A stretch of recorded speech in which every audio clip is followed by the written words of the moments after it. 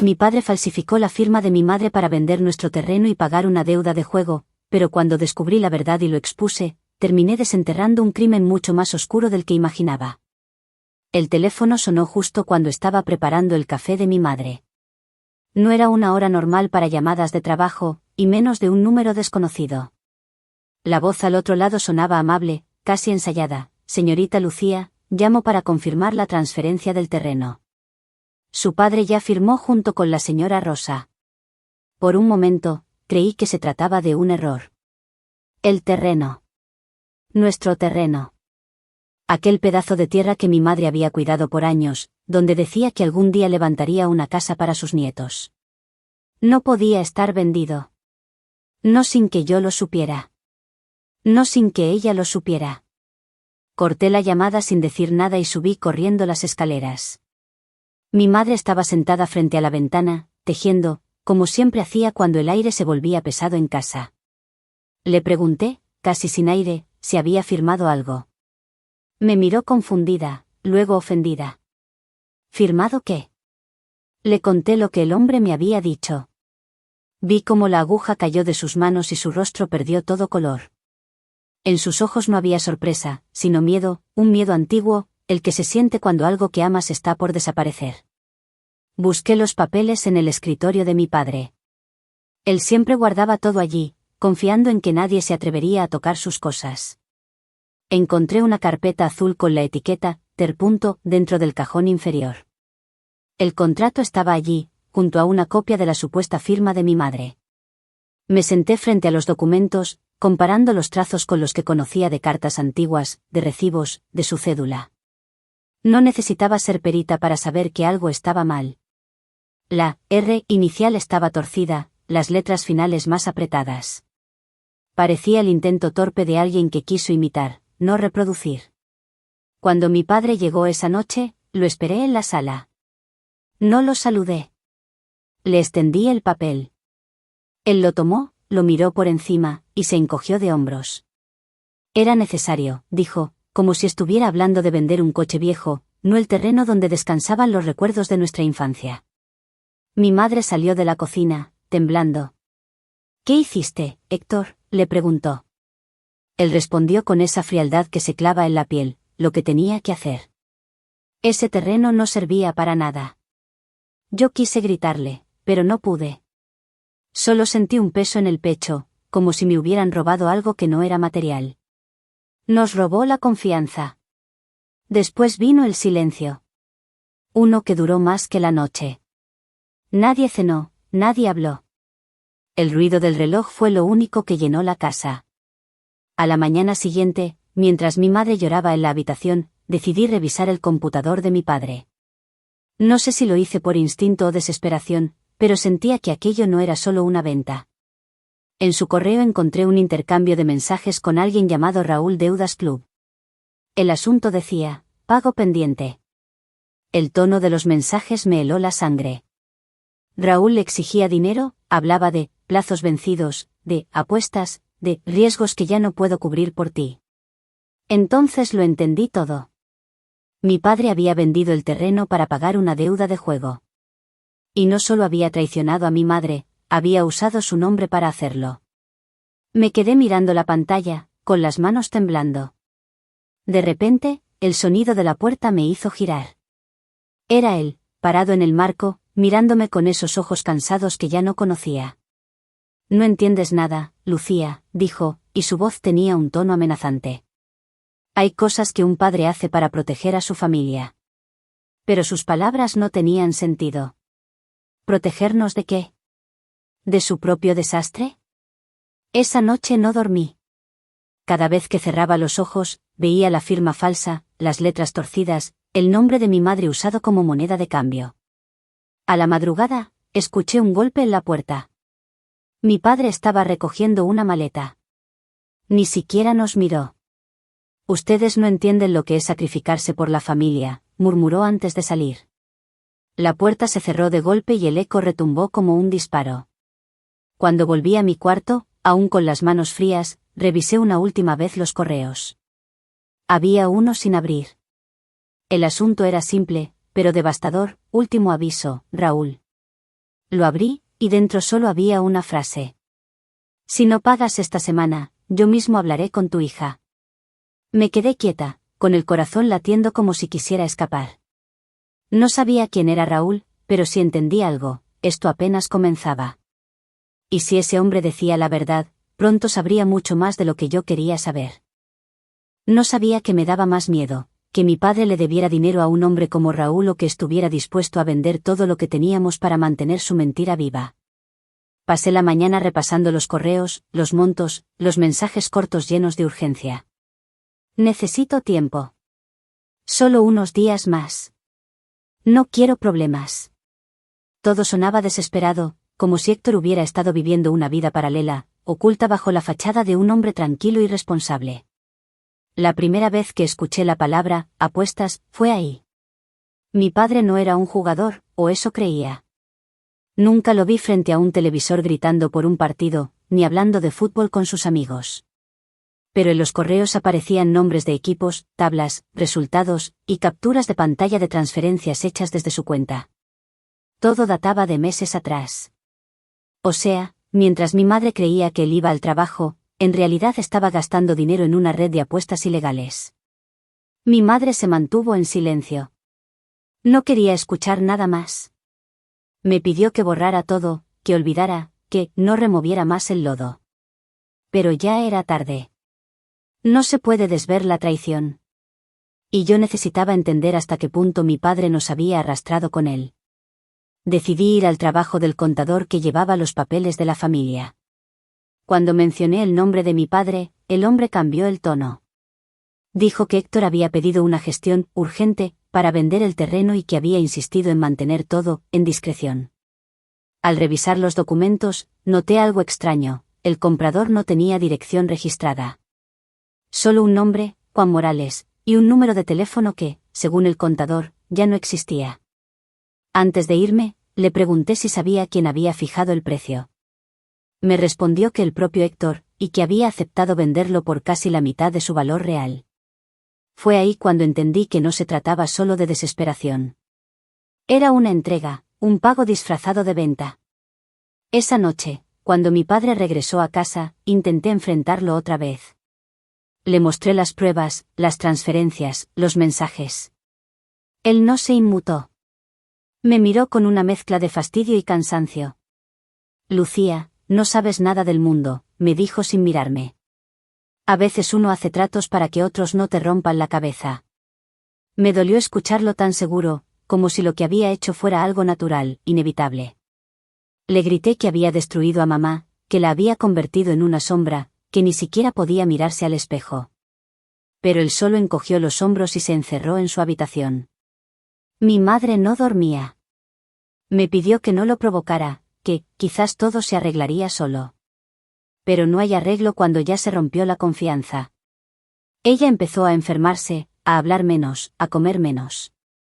A veces la encontraba mirando el vacío, murmurando cosas como, él no era así, o, que hice mal. Yo no tenía respuestas. Solo rabia.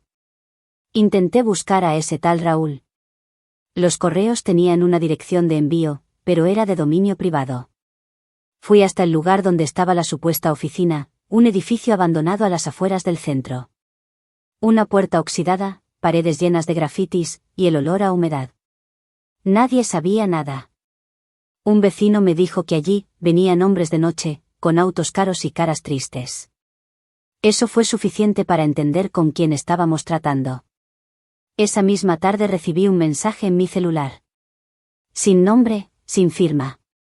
Solo decía: deja el asunto del terreno o te vas a arrepentir. El corazón me golpeó el pecho. Por un instante pensé que era Raúl. Pero cuando revisé el número, casi dejé caer el teléfono, era el de mi padre. No sabía qué me dolía más, si la traición o la cobardía. ¿Amenazarme para que me callara? ¿Asustarme para protegerse? Me quedé mirando la pantalla, esperando otro mensaje. No llegó ninguno. Pero esa frase quedó grabada en mi cabeza. Te vas a arrepentir. Esa noche, mi madre se encerró a llorar. Dijo que había soñado con el terreno, que veía nuestras fotos enterradas bajo cemento. Nos está borrando, Lucía, me dijo entre sollozos. Y tenía razón. Porque cada mentira de mi padre no solo destruía papeles, sino también la historia que habíamos construido juntos. A la mañana siguiente, fui a revisar los archivos en la computadora otra vez. Quería encontrar algo más, una pista, una dirección. Y la encontré. En uno de los correos, Raúl mencionaba una reunión con el intermediario, en una fecha próxima. Revisé la ubicación, un café del centro, discreto, con cámaras de seguridad. Decidí ir, aunque sabía que era peligroso. Me senté en una mesa al fondo, con el corazón acelerado, esperando ver quién era ese hombre. Pasaron 20 minutos, 30. Nadie llegó. Hasta que, de pronto, vi una figura conocida entrar por la puerta, mi padre. Se sentó en una mesa cercana y esperó. Luego apareció un hombre de traje oscuro, alto, con un reloj caro y un rostro sin expresión. Se saludaron con un apretón de manos. No podía escuchar lo que decían, pero el gesto de mi padre lo decía todo. Estaba suplicando. Cuando el otro hombre se levantó, lo siguió hasta la puerta. Antes de salir, el desconocido le dio una palmada en el hombro y le susurró algo al oído. Mi padre se quedó inmóvil, pálido. Entonces lo entendí, Raúl no era solo una amenaza. Era dueño de mi padre. Volví a casa con un nudo en el estómago. No sabía si contarle a mi madre lo que había visto. Cuando abrí la puerta, ella estaba dormida en el sillón, con el rostro húmedo y los ojos hinchados. Me senté a su lado y le tomé la mano. Voy a descubrir todo, mamá, le prometí en voz baja. Voy a hacer que pague por lo que nos hizo. Mientras decía eso, mi celular vibró sobre la mesa. Un mensaje nuevo, sin remitente. Sabemos lo que estás haciendo. Era la prueba de que ya me estaban vigilando. Y lo peor es que, al mirar de nuevo el número, el mensaje provenía del mismo teléfono que había usado Raúl.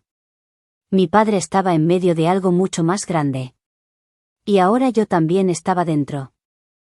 La sensación fue la de un golpe seco en el plexo solar. La verdad no llegó como una conversación honesta, sino como una confesión robada, seca y burlona, que me llegó en un archivo de audio que encontré escondido en la carpeta de descargas del ordenador de mi padre. No había intención de que yo escuchara, la grabación parecía destinada a su propio alivio. En ella, la voz que siempre imaginé segura y autoritaria se reducía a palabras aceleradas, disculpas enmarañadas y una admisión tan clara que retumbó en mi cabeza como una sentencia. Él había falsificado la firma de mi madre. Él había vendido el terreno.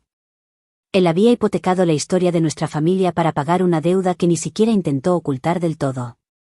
Al escuchar ese archivo, no hubo escena cinematográfica de confrontación preparada, hubo una avalancha de recuerdos que cobraron sentido de golpe, el ausentismo repentino, el gasto inexplicable en el extracto bancario, los silencios prolongados en la mesa de la cocina. Todo encajó en un patrón grotesco. La trampa no fue solo legal, fue el uso sistemático del nombre de mi madre como garantía moral para justificar su huida hacia adelante. Sentí náuseas, pero no por la pérdida material, por la traición al valor más básico que se podía romper sin denuncia formal, la confianza. No lo confronté de inmediato. No por miedo, sino porque necesitaba un mapa para no perderme en el caos emocional. Revisé una a una las pruebas que ya había empezado a reunir, correos con cuentas anónimas, transferencias nocturnas, capturas de apuestas, la copia del contrato con la firma torpe. Cada documento era una puñalada que mostraba no solo su decisión de vender, sino el método calculado para que la culpa recayera sobre mi madre si alguien cuestionara el acto. Era perverso y frío. La madrugada en que decidí enfrentarlo fue una de esas noches largas en las que el silencio parece juntarse en la casa como polvo. Entré en su despacho sin herramientas, solo con la certeza de que la verdad debía salir a la luz. Lo encontré en la sala, al borde del sofá, con la mirada perdida en un punto indefinido. No hubo palabras altisonantes, su rostro habló por él. La primera reacción que tuve fue humana y primitiva, querer golpear. La segunda fue más cruel todavía, querer entender cómo un hombre que alguna vez me había enseñado a andar en bicicleta había elegido convertirse en la causa de nuestra destrucción. La confesión que escuché directamente de él no fue una disculpa sincera, fue una mezcla de justificantes y excusas, de culpa difusa enmascarada como responsabilidad. Admitió la falsificación, admitió la venta por necesidad de pago, admitió estar atado a un marcador que para él se traducía en cuentas y números de apuestas. Pero también hubo un matiz que me cortó el aliento, una promesa implícita de redención atada a la esperanza irracional de recuperar dinero con una jugada final. Ese detalle me dejó helada, la idea de que la solución para su propio desastre pasara por más riesgo y más mentiras. Mi madre, que había estado escuchando desde el umbral, se desplomó sin dramatismo, como si simplemente su cuerpo hubiera decidido dejar de sostener una persona que ya no existía. No hubo gritos escandalosos ni escenas grandilocuentes, hubo un silencio pesado que llenó la casa con su presencia. Su rostro demacrado guardó la traición con la misma calma con que antaño cuidaba el jardín, sin entender cómo de la noche a la mañana todo lo cultivado podía secarse. Ella no quiso denunciar en aquel momento. La idea de ver a su marido tras las rejas le provocaba un pavor distinto al que sentía por la pérdida del terreno, el terror de quedar sola, de perder también el nombre que lo unía todo. Esa negativa a denunciar fue la primera fractura irreversible. Sentí que, en ese gesto de protección convertida en silencio, mi madre estaba escogiendo preservar lo que quedaba de la familia aunque eso significara cargar con la injusticia. Esa decisión no aliviaba, la convertía en cómplice involuntaria de su propia violación moral. Comprendí de manera brutal que la destrucción que vivíamos no era solo de papeles y tierras, sino de vínculos, había una erosión silenciosa que iba minando los cimientos afectivos, dejándonos frágiles y expuestos. La noche terminó con la expulsión simbólica de mi padre. No lo eché con manos violentas ni puñados de palabras irreversibles, él mismo eligió marcharse, como quien huye del espejo que devuelve un rostro que ya no reconoce. Empacó una maleta con la precisión de un hombre que sabe que no vuelve, y cuando la puerta se cerró, el ruido fue una detonación que resonó más fuerte que cualquier discusión. Sin embargo, su partida no trajo alivio. Trajo miedo, porque su ausencia se parecía demasiado a la entrada en escena de algo más peligroso, algo que quizá no se resolvería con su fuga sino con su inevitable enfrentamiento público. Dormí pocas horas. La mañana siguiente me alcanzó con un vértigo nuevo. Fui al terreno sin plan previo, impulsada por una mezcla de ira y necesidad de ser testigo ocular de lo que quedaba de nuestra historia. El paisaje allí no era todavía de escombros, pero la calma era engañosa. Cerca del límite de nuestra parcela, encontré marcas de neumáticos, un cartel arrugado clavado en la tierra anunciando obra en proceso y una cinta de advertencia que no tenía fecha ni permisos visibles. La sensación de invasión fue inmediata, alguien estaba preparando el terreno para un cambio irreversible, y lo hacía con prisa. De vuelta en casa, intenté comunicarme con el comprador registrado, con Juan Morales, la llamada no tenía respuesta. El número del intermediario que aparecía en los papeles no existía realmente. Todo olía a montaje. Pero lo que me sacudió verdaderamente fue el teléfono, mensajes de vecinos informando que habían visto maquinaria cerca de la parcela desde temprano. No era una actividad programada por nosotros, era una intrusión. La posibilidad de que alguien iniciara trabajos antes de las fechas legales me dejó sin lengua. Todo encajó entonces en una lógica siniestra. La venta no había sido suficiente para saldar la deuda, y la prisa por demoler era parte de un plan para borrar rastros y acelerar ganancias. Era la culminación del engaño, transformar no solo la titularidad de un lugar, sino su presencia física, borrando para siempre la evidencia sentimental que mi madre guardaba en cada árbol y cada piedra. Esa idea me picó como una polilla en la garganta. Cerré los ojos un instante, al abrirlos, tuve la certeza que me empujó a correr hacia el límite del terreno. No disponía de recursos legales en ese momento, solo de la indignación desbocada que se convierte en acto. Pero antes de llegar, escuché el sonido que lo confirmó todo, el ronroneo de un motor pesado acercándose, a lo lejos, el eco metálico de una pala mecánica mordiendo la tierra. Sentí el frío de la traición materializándose en ondas sonoras. La máquina golpeó la primera raíz, levantó la primera nube de polvo, y con ella se llevó la última posibilidad de que lo que quedaba en el terreno siguiera siendo nuestro.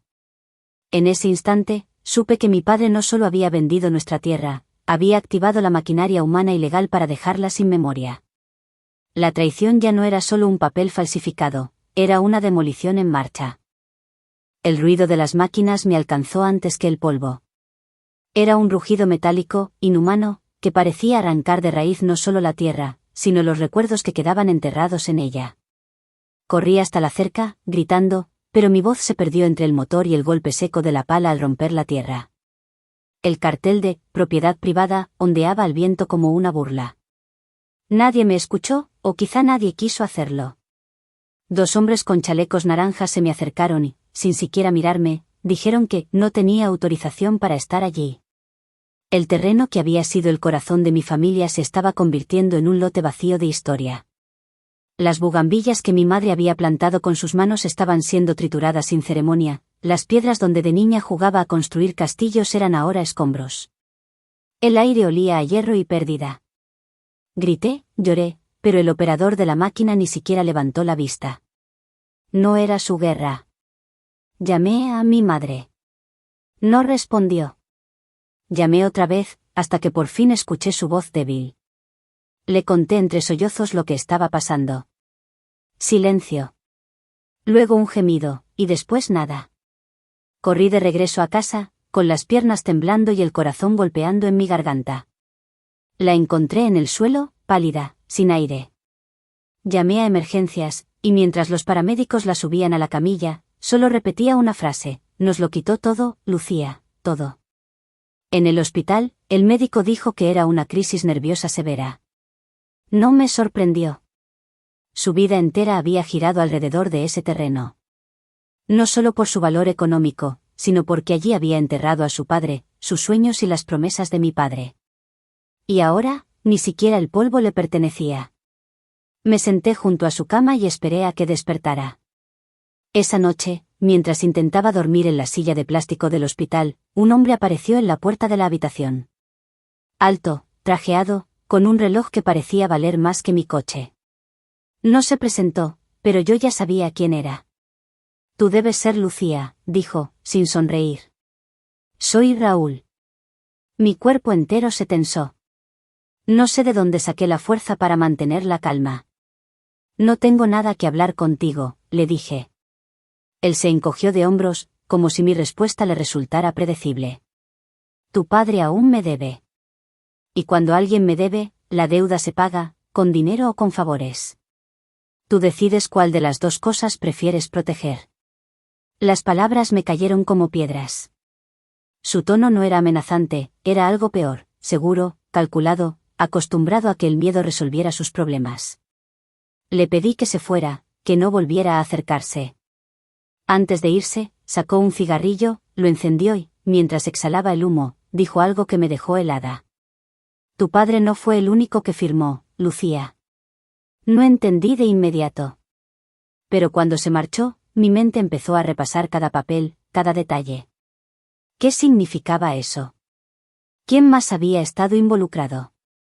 La curiosidad venció al miedo. Al día siguiente, cuando mamá despertó, le dejé una nota y salí rumbo a casa. Busqué entre las carpetas que mi padre había dejado tiradas en su escritorio. En una de ellas encontré una grabación en el correo de voz, probablemente olvidada. La voz de Raúl era clara, pero detrás de él se escuchaba una risa femenina. Ligera, burlona.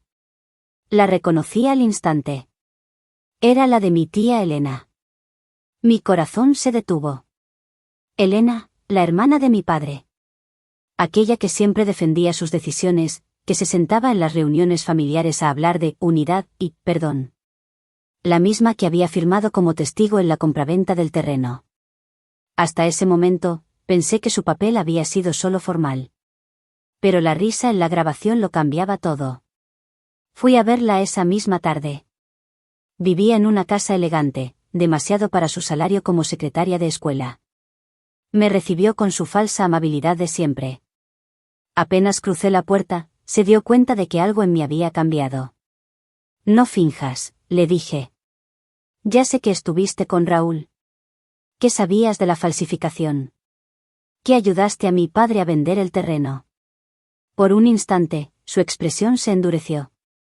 Luego sonrió, como si la verdad ya no importara. Tu padre solo quería proteger a tu madre. Yo, solo lo ayudé a solucionar un problema. Su tono era tan cínico que me dieron ganas de gritar. Pero no lo hice.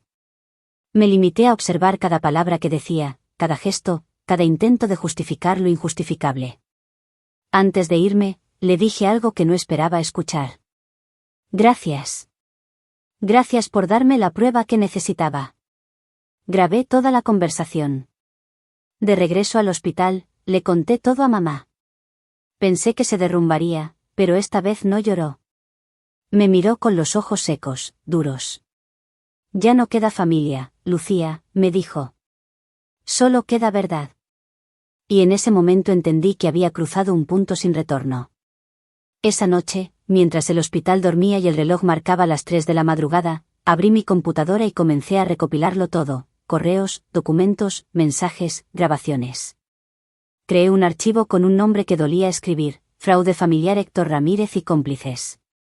El miedo ya no era miedo. Era combustible. Sabía que no podía seguir viviendo entre escombros, ni físicos ni morales. La familia se había derrumbado junto con el terreno. Pero a diferencia de las ruinas, yo todavía podía reconstruirme. Cuando salí del hospital esa mañana, el sol apenas tocaba los restos del horizonte. Me detuve frente al espejo retrovisor antes de arrancar el coche y vi algo nuevo en mis ojos: determinación. Mi padre había enterrado su vergüenza en el terreno que destruyó. Ahora me tocaba a mí desenterrarla frente a todos. Y juré que lo haría. Desde que comencé a mover los hilos, el silencio se volvió una forma de ruido. No podía dormir, no podía comer, y cada sombra que cruzaba por la ventana me parecía una advertencia. Sabía que lo que estaba haciendo era peligroso, pero también sabía que no había vuelta atrás. Mi padre me había dejado una herencia envenenada, una deuda moral que solo podía saldar con la verdad. Lo primero fue enviar el archivo a un periodista de confianza. Lo conocía desde la universidad, un tipo con fama de no venderse ni por miedo ni por dinero. Le escribí desde una cuenta anónima, con un mensaje simple: la historia de la familia Ramírez es más sucia de lo que parece. Revisa los documentos adjuntos. Si decides publicarlo, asegúrate de hacerlo todo de una vez. Esperé. Minutos. Horas. Días. Mientras tanto, mamá seguía hospitalizada, y aunque su cuerpo comenzaba a responder, su mirada se había vaciado. A veces me hablaba como si yo aún tuviera 10 años, como si quisiera retroceder a un tiempo en el que todo tenía arreglo. Pero luego se quedaba callada, mirando por la ventana, con los labios temblando de rabia contenida. Una mañana, al llegar al hospital, encontré la cama vacía. Por un segundo, creí que había muerto. Pero no. Había pedido el alta voluntaria. Cuando la localicé en casa, la encontré revisando una caja vieja de fotos y cartas. No quiero que termines como tu padre, me dijo sin levantar la vista. La verdad no te va a devolver nada. Solo te va a quitar lo poco que te queda. No supe qué contestar. La miré y vi una mujer quebrada, que había amado demasiado y perdido más de lo que podía soportar. Pero ya no era momento de detenerse. La verdad no era una opción, era una condena que debía cumplirse. 2 días después, el periodista respondió. Su mensaje era corto, casi seco: lo que enviaste es explosivo. Pero si lo publico, te expondrás, ¿estás dispuesta? La respuesta salió de mí sin pensarlo: sí. Esa noche, el reportaje apareció en la portada digital de varios medios locales. Fraude familiar: empresario Héctor Ramírez vendió ilegalmente tierras bajo el nombre de su hija. Su cuñado y su hermana implicados en la estafa. El artículo era devastador. Mostraba los documentos, las firmas falsificadas, las grabaciones. Todo. No había margen para negar nada. En cuestión de horas, los comentarios inundaron las redes. Gente que había trabajado con mi padre contaba anécdotas, algunos lo defendían, otros lo destrozaban. Y entre todo ese ruido, su nombre, mi apellido, se volvió sinónimo de traición. Recibí la primera llamada al amanecer. Era mi tía Elena. No la atendí. Luego vinieron los mensajes, amenazas veladas, súplicas, insultos. Pero el más perturbador fue el de Raúl. Sabía que eras valiente, Lucía. Pero no sabía que fueras suicida. No respondí. No tenía miedo de él. Al menos eso creía. Esa misma tarde, un coche negro se estacionó frente a mi casa. Permaneció ahí por horas. Nadie bajó. Nadie tocó el timbre. Pero yo sabía que era él. Era su forma de recordarme que, aunque lo hubiera expuesto, seguía teniendo poder. El periodista me llamó esa noche. Te van a presionar. Intentarán desacreditarte. Pero ya es tarde, Lucía. La historia está fuera. Colgué sin decir nada. Me encerré en mi habitación y dejé que el silencio se hiciera tan espeso que doliera respirar. 2 días después, mi padre apareció. No en persona, sino en la televisión. En una entrevista improvisada, con el rostro cansado y el discurso ensayado, negó todo. Dijo que había sido víctima de una conspiración familiar, que alguien había manipulado los documentos. Y luego, con voz temblorosa, añadió: Mi hija está enferma. No sabe lo que hace. Lo dijo sin parpadear. Sin dudar. Como si realmente lo creyera. Esa frase fue más dolorosa que todas las traiciones juntas. No solo había destruido mi nombre, sino mi cordura. Mamá lo vio en la televisión y rompió en llanto. Siempre fue así, susurró. Siempre necesitó ser la víctima, incluso cuando era el verdugo. A la mañana siguiente, recibí una citación judicial. Mi padre me había demandado por difamación y falsificación de pruebas. El mundo se invertía ante mis ojos, el culpable se convertía en víctima, y la víctima en acusada. Durante semanas, viví entre abogados, audiencias y noches sin sueño. Cada vez que declaraba, sentía que me hundía más en un pantano donde la verdad valía menos que la influencia. Pero algo dentro de mí se negaba a ceder. Tal vez era orgullo, o tal vez el eco de las promesas rotas de mi madre. El juicio fue público. La sala estaba llena. Mi padre me evitaba la mirada, pero yo la buscaba. Necesitaba verlo quebrarse, aunque fuera por un instante. Cuando llegó mi turno, hablé. No como una hija, sino como una testigo. Conté todo, los documentos, los préstamos, las amenazas. El juez escuchaba en silencio, y en algún punto, noté un cambio en el ambiente. Como si las mentiras comenzaran a desmoronarse. El último testimonio fue el de mi tía Elena. Intentó negarlo todo, pero su voz temblaba. Y entonces el periodista se levantó del público con una grabadora en la mano. Su voz, señora, dijo, está aquí. El audio resonó en toda la sala. La risa. Su confesión. La traición. El silencio posterior fue absoluto. Ni siquiera los flashes de las cámaras se atrevieron a romperlo. El juez suspendió la audiencia, pero ya sabíamos que el daño estaba hecho. Cuando salí del tribunal, el sol me golpeó la cara con una luz que dolía. Mamá me esperaba afuera, más firme que nunca. ¿Valió la pena? Me preguntó. La miré. Tenía los ojos rojos, pero ya no lloraba. Todavía no lo sé, respondí. Pero al menos, ahora, todos saben quién fue realmente Héctor Ramírez. Esa noche, encendí la televisión. Había un nuevo titular. Empresario acusado de fraude enfrenta cargos, su hija testifica en su contra. Apagué el televisor y me quedé en silencio, con una mezcla de alivio y vacío.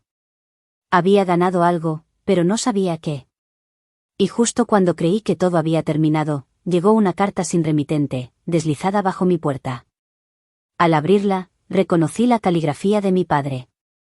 Si crees que la verdad te salvará, estás más perdida de lo que pensé.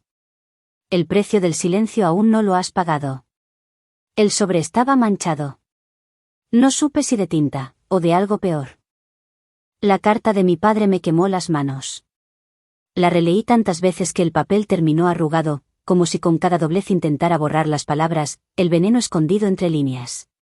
El precio del silencio aún no lo has pagado. No era una amenaza vacía.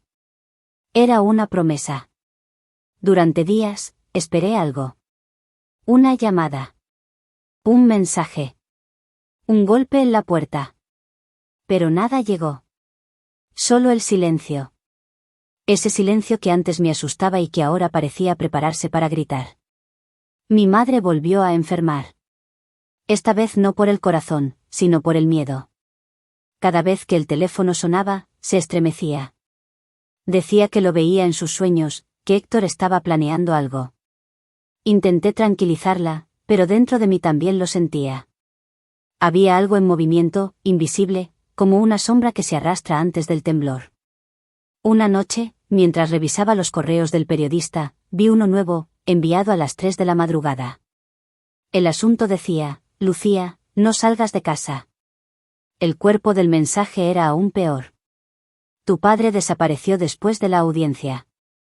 La policía lo busca. Pero alguien me dijo que te quiere ver antes. Ten cuidado. Por un momento, el aire se me fue. No sentí miedo, sino una especie de rabia contenida que había estado esperando su momento. No iba a esconderme.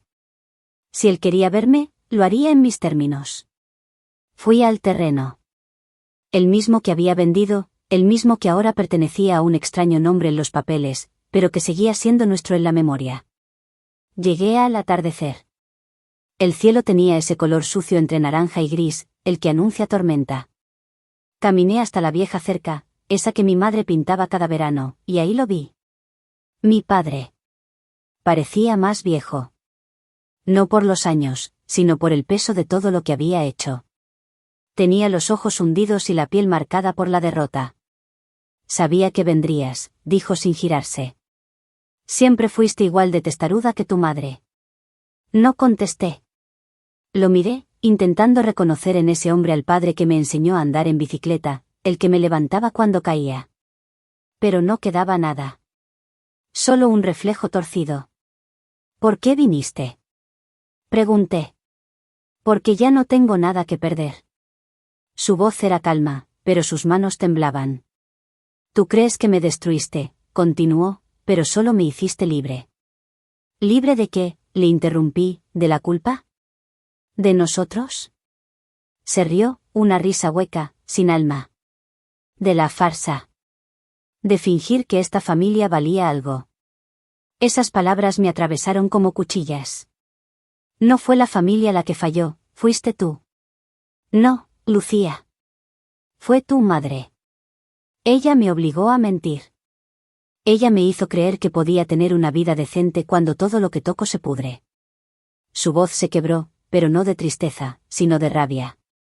Y tú, me señaló, tú eres igual. Quisiste salvarla, pero solo la arruinaste. Lo observé en silencio.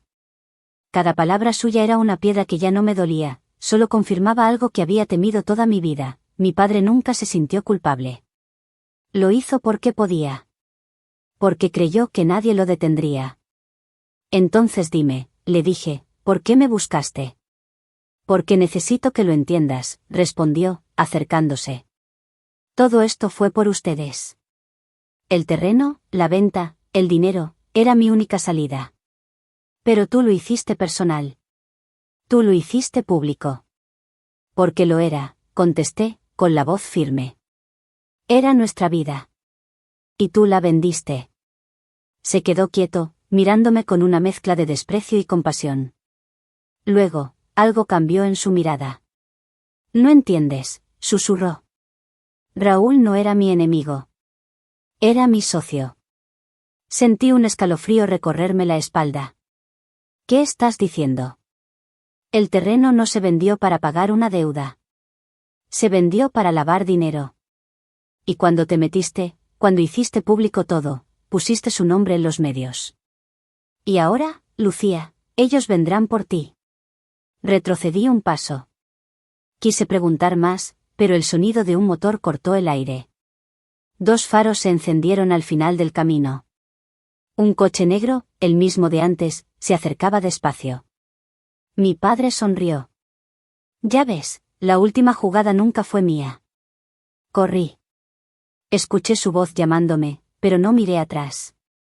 Crucé el terreno, tropecé, caí, me levanté. Los faros me siguieron, más cerca, hasta que un disparo rompió el aire. Uno. Luego otro. El silencio volvió, espeso, total. Cuando abrí los ojos, estaba en el suelo. El coche ya no estaba. Solo el cuerpo de mi padre a unos metros, inmóvil, con la mirada perdida en el cielo. No sé quién disparó. No sé si fue Raúl, o alguien más. Solo sé que todo terminó ahí, en la misma tierra que él había vendido, en el mismo lugar donde nuestra familia se desmoronó. Me quedé sentada junto a él, sin lágrimas. No por falta de dolor, sino porque ya no quedaba nada dentro. Era el final que él había elegido, y tal vez el único posible. Al amanecer, la policía llegó. Dijeron que encontraron una pistola junto a su cuerpo, que parecía suicidio. Pero yo sabía la verdad. Mi padre no se quitó la vida, se la cobraron. Pasaron semanas antes de que pudiera volver a ese lugar. Planté un árbol donde cayó. No por amor, ni por perdón, sino porque necesitaba cerrar el círculo. Mi madre murió poco después, en silencio, sin mencionar su nombre. Y yo, decidí irme. Vendí la casa, dejé todo atrás. Pero antes de partir, recibí un último mensaje, sin remitente. El juego terminó. Jugaste, bien. No supe quién lo envió. Pero por primera vez, no me importó. Miré al cielo, el viento moviendo las ramas del árbol recién plantado, y pensé que tal vez, por fin, la tierra podía descansar. Porque la verdad, aunque destruye, también libera. Y yo, después de tanto, era libre.